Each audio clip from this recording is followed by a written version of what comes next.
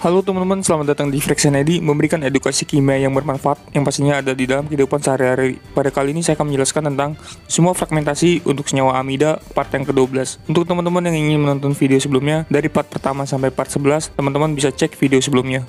Fragmentasi amida pertama, peak ion M plus-nya atau molekulnya biasanya bisa diamati, ikuti aturan nitrogen. Misalnya nitrogennya ganjil, maka massa molekulnya atau MR-nya ganjil. Teman-teman bisa belajar aturan nitrogen ini di video saya yang sebelumnya tentang the nitrogen rule. Teman-teman bisa klik videonya di pojok kanan atas atau klik linknya ada di deskripsi video. 2 pembelahan alfa di gugus karbonil. Bisa pembelahan antara C karbonil dengan nitrogen amina nantinya menghasilkan ion NH4+ atau amonium, atau C karbonil dengan alkil. 3 pembelahan alfa di gugus amina membentuk ion iminium kecuali amina primer. 4 pembelahan lanjutan ion iminium mirip dengan fragmentasi amina. 5 penataan ulang McLafferty diamati ketika ada hidrogen gamma. 6 pembentukan fragmentasi siklik karena adanya karbon gamma dan punya karbon lebih dari 4. Untuk teman-teman yang ingin menonton video tentang spektrofotometri massa mulai dari dasar-dasarnya hingga contoh-contohnya yang banyak sekali, teman-teman bisa nonton dengan mengklik playlistnya, judulnya itu spektrofotometri massa atau mass spektro.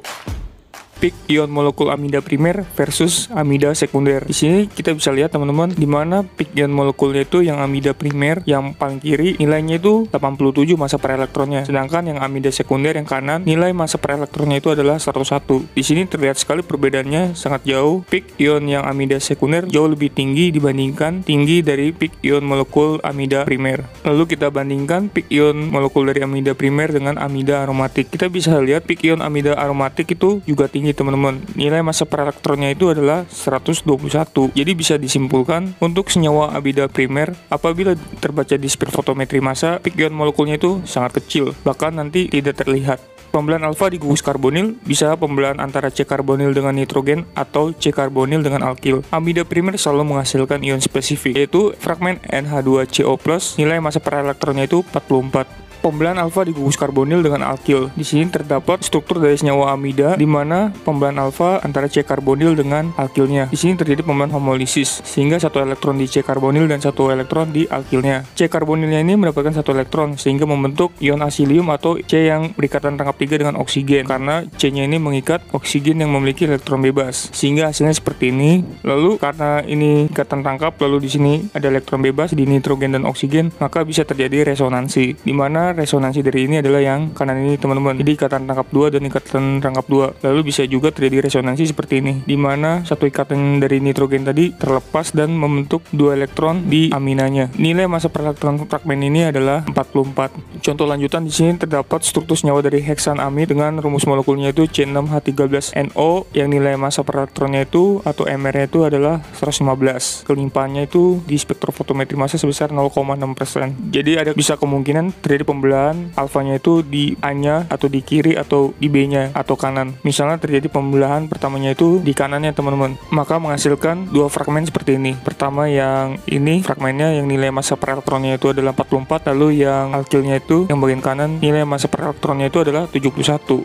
Pembelahan alfa di gugus karbonil dengan nitrogen. Jadi setelah tadi terjadi pemutusan di B, sekarang kita lihat apabila misalnya terjadi pemutusan di A. Kalau terjadi pemutusan di A, maka kemungkinan menghasilkan fragmen NH4+. Jadi seharusnya kan menghasilkan fragmen NH2. Tapi untuk amida, ternyata saat ditembakkan elektron di spektrofotometri massa, terbaca itu adalah 18 massa per elektronnya. Atau bisa dikatakan fragmen itu adalah NH4+. Bisa jadi kemungkinan NH2-nya ini mendapatkan proton hidrogen dari karbon yang alfa dan beta sehingga menghasilkan NH4. Lalu dia menghasilkan fragmen yang C karbonilnya ini. C karbonilnya ini kemungkinan bisa terjadi fragmentasi lanjutan di mana di C alfa terjadi homolisis sehingga C karbonilnya ini mendapatkan satu elektron dan membentuk satu ikatan baru menjadi ikatan rangkap 3 atau asilium dan terbaca di spektrofotometri massa sebesar 28. Kelimpahan atau abundansinya itu sebesar 2%. Berarti peaknya sangat kecil sekali teman-teman, dan menghasilkan alkilnya yang nilai massa per elektronnya itu adalah 71 dan peaknya itu sebesar 2%.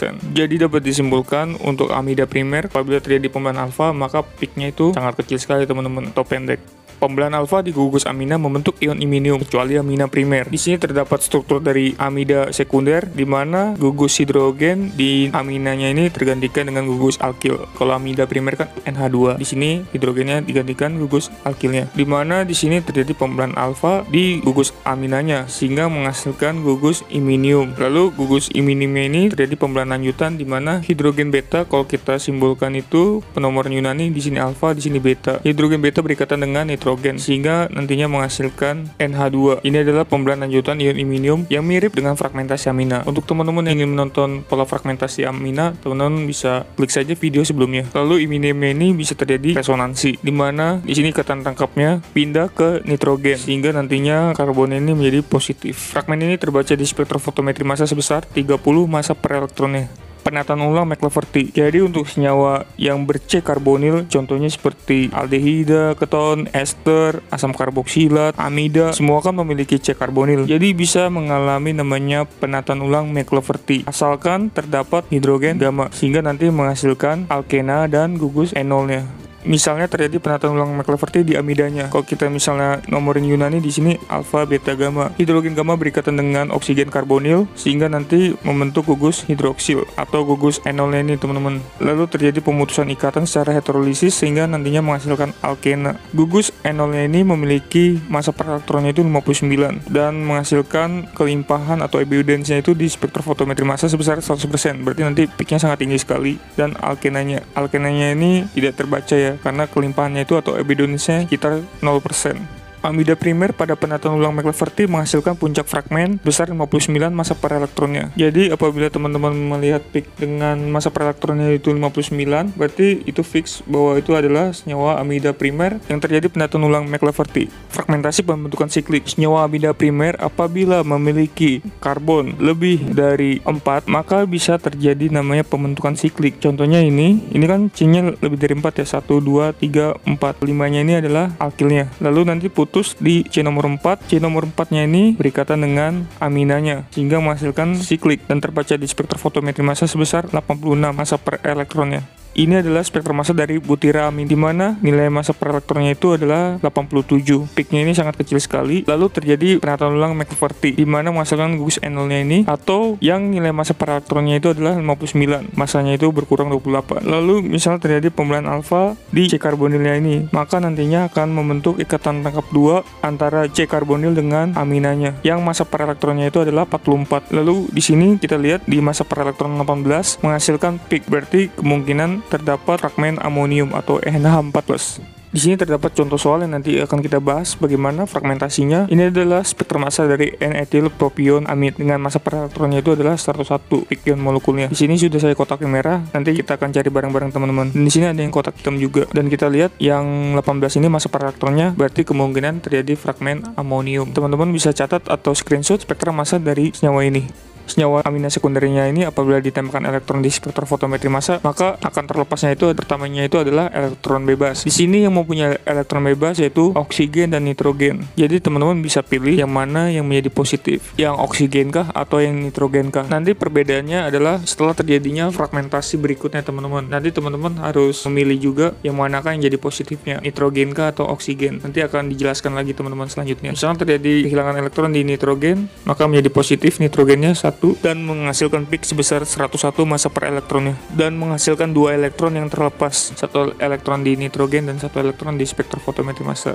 Tadi kita lihat terdapat puncak dengan massa per elektronnya itu adalah 86. Jadi kemungkinan terjadi pemutusan di sini teman-teman atau pembelahan alfa di amina. Jadi terjadi pembelahan homolisis sehingga CH3-nya ini atau metilnya menjadi radikal dan karbonnya ini yang alfa mendapatkan 1 elektron dan membentuk 1 ikatan baru dengan amina atau menghasilkan ion iminium dan terbaca fragmennya itu sebesar 86 massa per elektronnya. Lalu ion iminium ini terjadi pembelahan lanjutan di mana karbon beta itu terjadi pemutusan. Di sini kita nomorin Yunani karbon betanya itu di sini alfa baru di sini beta. Hidrogennya betanya ini berikatan dengan amina sehingga nanti menghasilkan H2. Lalu nanti menghasilkan C karbonilnya ini 1 ikatan baru dengan C beta sehingga hasilnya seperti ini di mana yang radikalnya ini adalah yang C karbonilnya ini tadi membentuk 1 ikatan baru di rangkap 2 lalu menghasilkan ion iminium yang baru dengan tambahan hidrogen dan terbaca di spektrofotometri massa sebesar 30 massa per elektronnya.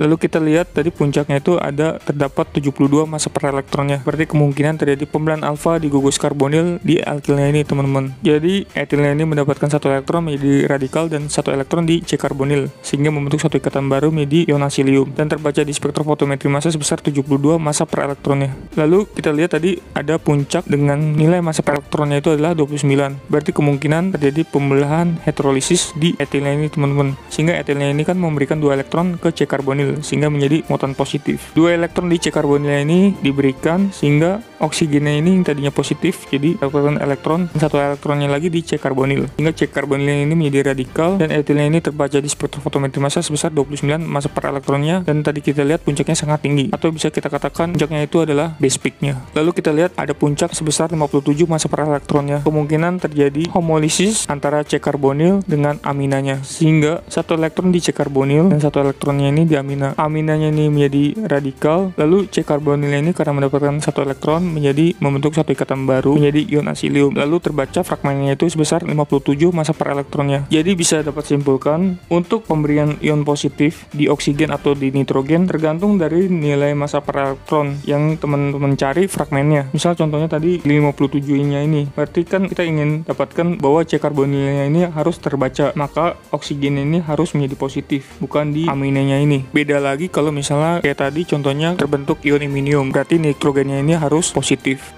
Lalu terdapat puncak dengan massa per elektronnya itu adalah 44. Berarti kemungkinan terjadi heterolisis antara C karbonil dengan aminanya. Misalnya 2 elektron diberikan dari amina ke C karbonil, sehingga C karbonilnya ini karena mendapatkan 2 elektron, satu elektron untuk menghilangkan muatan positif, lalu satu elektronnya lagi di C karbonil. Karena 2 elektron diberikan, maka aminanya ini menjadi positif, dan fragmennya itu terbaca di spektrofotometri massa sebesar 44 massa per elektronnya.